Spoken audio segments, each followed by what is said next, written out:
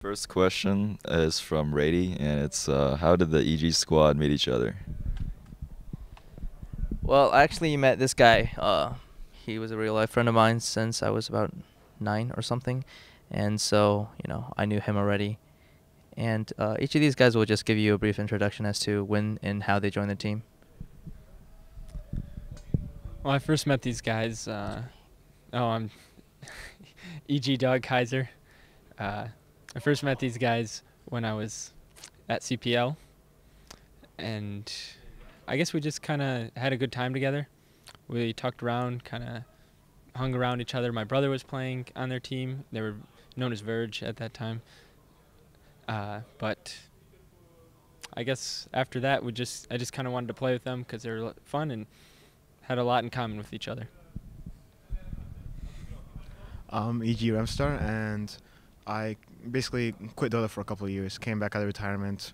Matt was one of the few people that I knew from previously, and I was just looking for competition, so he invited me to his team, and here we are.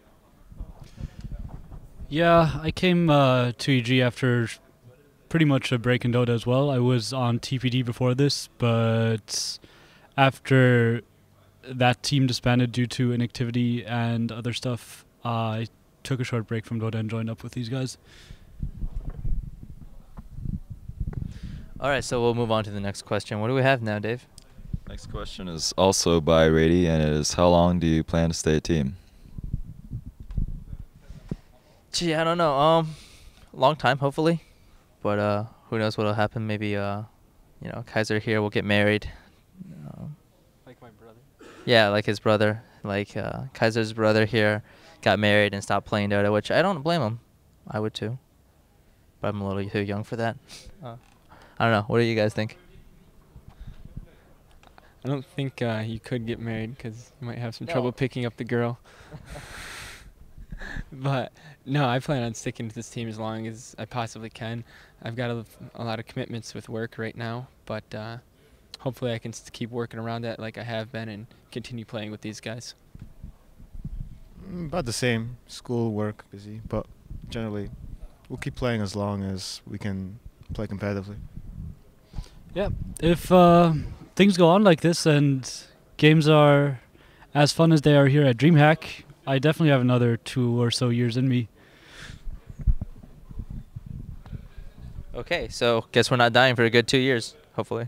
All right, third question is also from Rady, and it's do you ever get nervous when playing at a big match or in a LAN?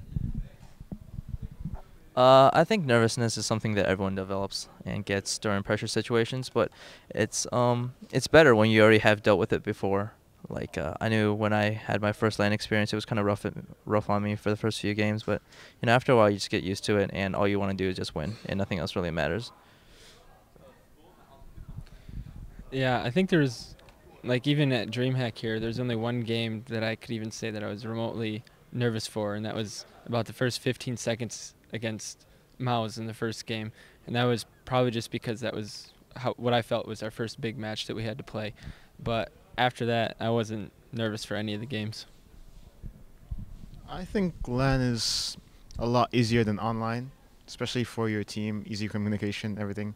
It's also a nice, even like field to play on basically playing the Euros on even field, LAN ping, no connection problems, and it just makes things a lot easier. We've done a lot better on LAN. I have to admit I was probably nervous this entire LAN from the first game where we played some Warcraft 3 team that barely ever played Dota before till our very last game against SK. It's completely different from playing online, and the pressure is a lot higher, at least for me.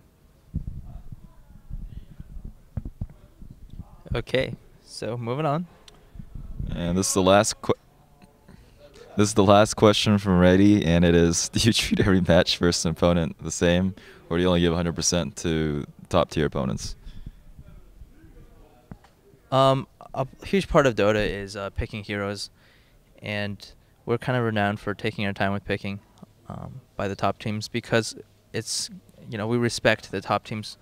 Maybe against a team we've never heard of before, or a team that we have an easier time against, we don't take as long to pick, and I guess you could call that not giving 100%. But once we get in game, we always, do what we can to win. I think all these guys know me well enough that I don't try to ever play a game, and I always get on anyone's case who is not giving 100%. So for me, no, I don't think there is a game in which I don't give 100%. I would say about the same, pretty much. I mean, there's not much you can talk about this topic. It's how we play. Yeah, I think we always take picking and playing seriously, but especially here in 5-2C. It was a version we barely ever practiced before. No one's really played 5-2C a lot, and what I was expecting was really some completely random turnovers. Teams could have come up with lineups we'd never seen before, heroes we've never seen in action before, builds we've never seen in action before, and just win the game through that. So I think we were definitely taking every single pick and every single ban this tournament very serious. Okay. All right, next question is by Demos, and it is, what was going on during that period you lost to every random team, and how did you fix it in time to qualify for ESWC? Well, I don't recall losing to every random team, but there was a short period during which our performances were lacking a little bit. Yeah, I attribute it to just kind of, lack of practice and some roster reshuffling as people were going inactive again. And, how did we fix it? I mean, we sat down, we talked about it, we practiced. You got to get your stuff in gear to do well, and I felt we did that. And here we are.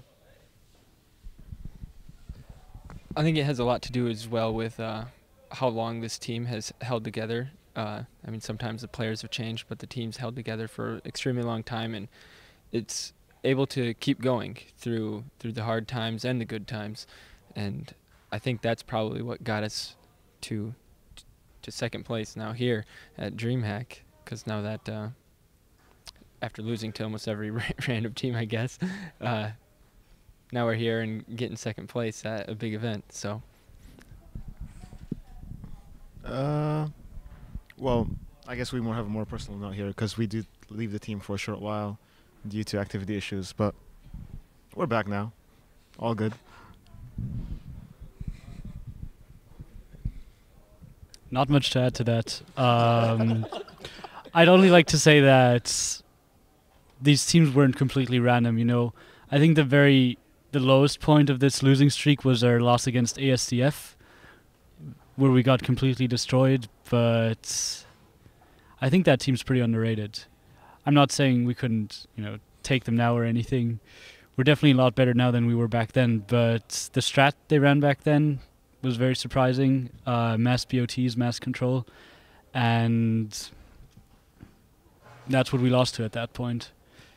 But I definitely think we're ready to face teams like that again now, and not going to make the same mistakes again.